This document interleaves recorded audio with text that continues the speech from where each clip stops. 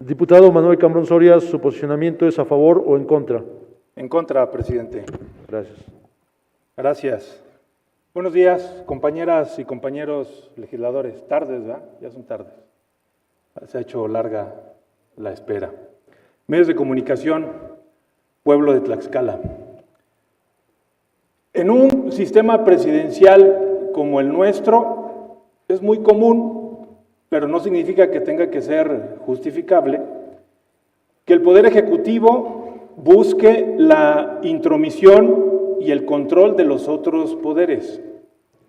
En palabras simples, que busque la subordinación.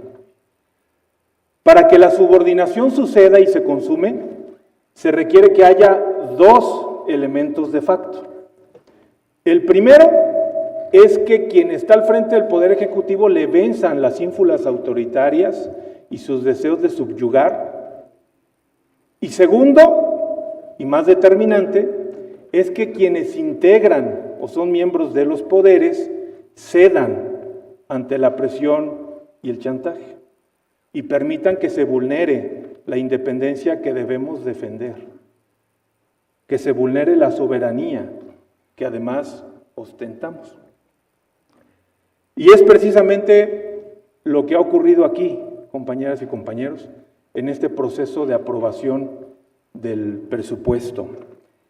Se está sentando el peligroso y lamentable antecedente de que este Poder Legislativo es una mesa de trámites de lo que se manda desde Palacio de Gobierno, sin ninguna discusión en los distintos órganos y, además, permitiendo que se mancille la soberanía del Poder Legislativo.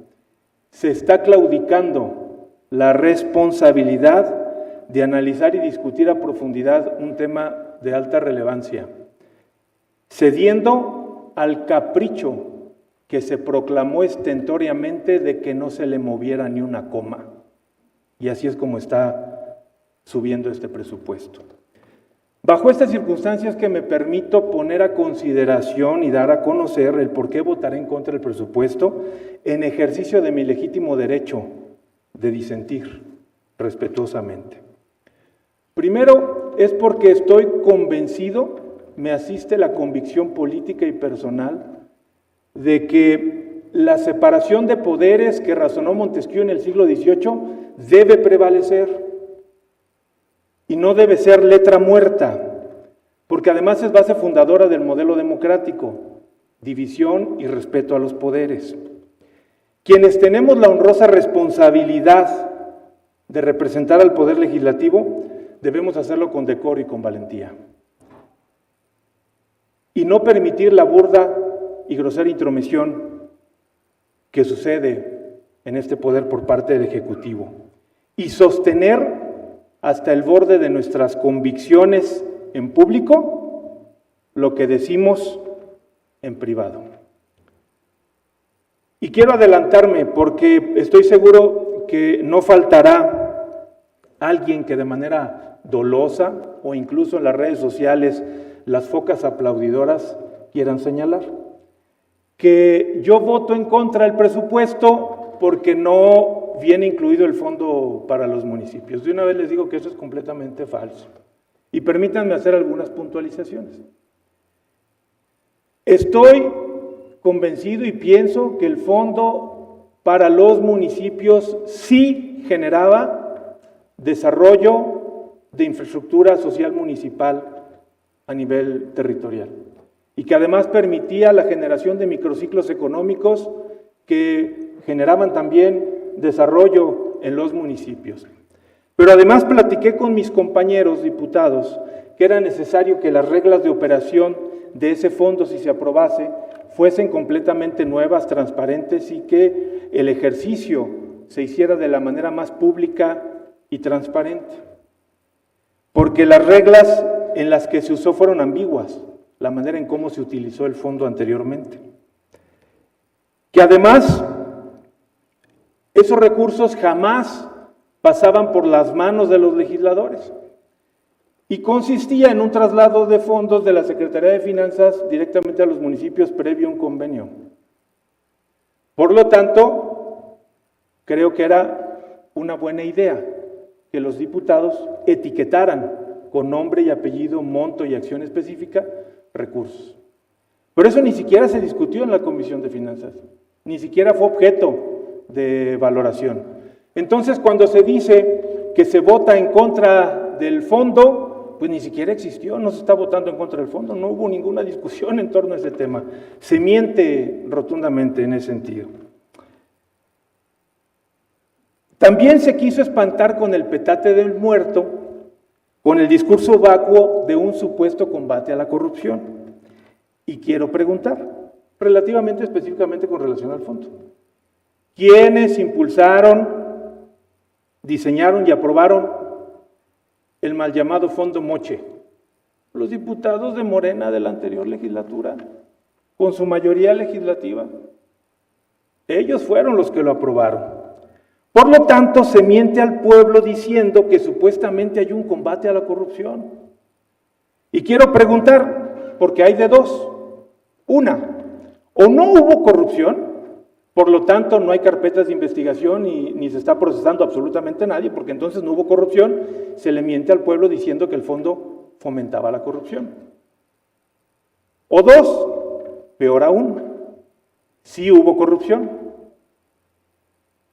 Y el que no haya ninguna carpeta de investigación ni ningún procesamiento en torno al tema, y donde además quienes alentaron el fondo ocupan prominentes cargos en el gobierno del Estado, se le miente doble y flagrantemente al pueblo, porque la corrupción ni se combate ni tampoco la impunidad, y por el contrario, se premió y se alentó. Mentira que se combata la corrupción. Ahora precisaré mis argumentos en materia de presupuesto.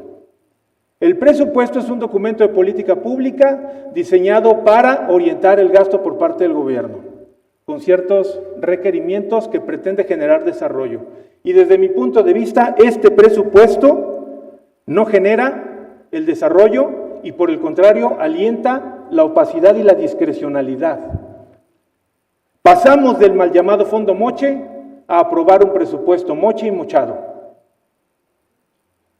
Para el 2022, Tlaxcala tendrá un presupuesto de poco más de 22,000 millones de pesos, de los cuales 13,000 son para lo que se denomina bienestar para todos, y 839 millones son para algo que se le ha puesto de relumbrón gobierno cercano con visión extendida. Es decir, cerca de 14,000 millones de pesos, casi el 65% del presupuesto total del Estado, estará siendo ejercido en algo que no tiene claridad en términos presupuestales, en donde además esos recursos serán destinados a programas asistenciales y paternalistas, que en nada contribuyen a resolver la situación de pobreza en la que vive la gente en cualquiera de sus modalidades, económica, patrimonial, alimentaria, etcétera. Y por el contrario, los condenan a seguir dependiendo de la dádiva gubernamental, a ver qué les dan. Se deduce entonces, desde mi punto de vista, que habrá duplicidad de programas con el gobierno federal. Y además, la orientación de este presupuesto es para generar una vil base de clientelismo electoral. No hay tampoco ninguna claridad ni justificación sobre por qué la Secretaría de Finanzas le han borrado de un plumazo 1,338 millones de pesos, ni cuál es el destino de su nueva asignación, ni mucho menos se dice aquí para qué son. Estuvo aquí el secretario de Finanzas tratando de hacer una explicación a algunas preguntas que le hicieron mis compañeros y compañeros diputados, pero no explicó ni clarificó nada y más bien pareció que su presencia fue para venir a tirar línea. A la recién creada Secretaría del Bienestar se le asignan poco más de 465 millones que no se establecen de manera clara hacia dónde irán, a qué programas, pero además tampoco queda especificado si son parte del programa Bienestar para Todos, de ese rubro, o se tendrán que sumar a los 14,000 millones. Del mismo modo, los recursos destinados a la Secretaría de Gobierno son poco más de 974 millones, de los cuales 682 son para la Comisión Estatal de Seguridad y no directamente asignados a la Secretaría de Seguridad Ciudadana. ¿Por qué destinar recursos a la Secretaría de Gobierno triangulándolos del presupuesto federal a la Secretaría de Gobierno y no mandarlos directamente al área que le corresponde atender el tema de seguridad pública. ¿Es que acaso se quiere convertir a la Secretaría de Gobierno con este engrosamiento en una especie de Dirección Federal de Seguridad y el secretario de Gobierno quiere ser el nuevo Fernando Gutiérrez Barrios para perseguir a los opositores o querer comprar conciencias? Eso es muy peligroso y lamentable. El proyecto se prevé un incremento además de cerca de 1,000 millones en la recién creada Secretaría de Infraestructura. Sin embargo, no hay una especificidad concreta de cómo se usará ese dinero. Se dice que hay una partida para apoyar una cantidad determinada de municipios, pero no sabemos cuáles son, ni en qué condiciones, ni con qué criterios se va a repartir ese dinero. Se abre una puerta grande para la discrecionalidad. La Oficialía Mayor, que también es parte de la reingeniería cacareada, ahora tiene mayores facultades y se le incrementa en 60% el presupuesto, llegando a 257 millones, en donde tampoco se justifica el por qué crece. Hay otros sectores olvidados y marginados. El gobierno, que dice defender a las mujeres, le ha destinado solamente un incremento de 2.5% al Instituto Estatal de la Mujer, que está profundamente olvidado. Se reducen a cero los fondos del instituto para las personas con discapacidad y el eterno sector olvidado, el del campo, seguirá precisamente así, olvidado y postrado, porque lo que se plantea no contribuye a la tecnificación. Y aquí estuvieron las organizaciones campesinas pidiendo un incremento presupuestal y los 100 millones de los que se habla no son suficientes. Se pudieron haber destinado 200 de esos 1,000 que se le están mandando a la Secretaría de Infraestructura, 200 más para el campo para realmente contribuir al proceso de tecnificación y autonomía. A la nueva Secretaría del Trabajo se le destinan tan solo 8 millones de pesos, cuando su tarea debiera ser en una situación de recesión económica que vive el país y de pérdida generalizada de empleos, destinarle más dinero para que precisamente los produjeran. No se debe perder de vista además que sigue abierta la puerta para el manejo discrecional de poco más de 1,000 millones de pesos a cuenta del Ejecutivo para que decida aplicarlos sin objetivos claros, sin transparencia y en la mayor opacidad.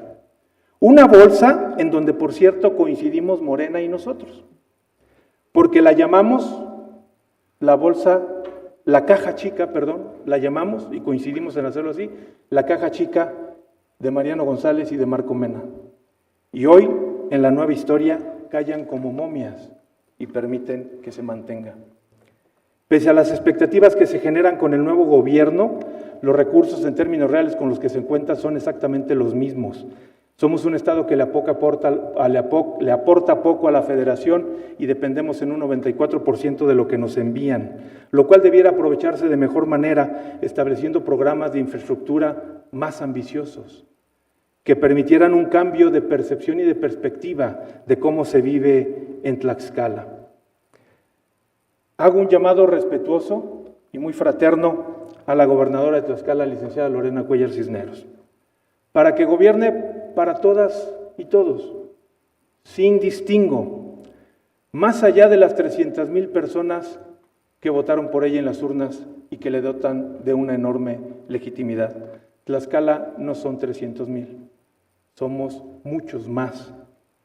A que con altura de miras el ejercicio del poder se apegue a los principios democráticos y no se sesguen las acciones en favor de grupos, facciones o huestes de un partido político en específico, sino en favor de todas y todos los tlaxcaltecas sin filias y sin fobias.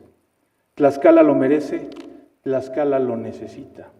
Concluyo con una frase de Emiliano Zapata: quien quiera ser águila, que vuele; quien quiera ser gusano, que se arrastre, pero que no se queje cuando lo pisoteen. Es cuanto, presidente. Gracias, diputado Manuel Cambrón Soria.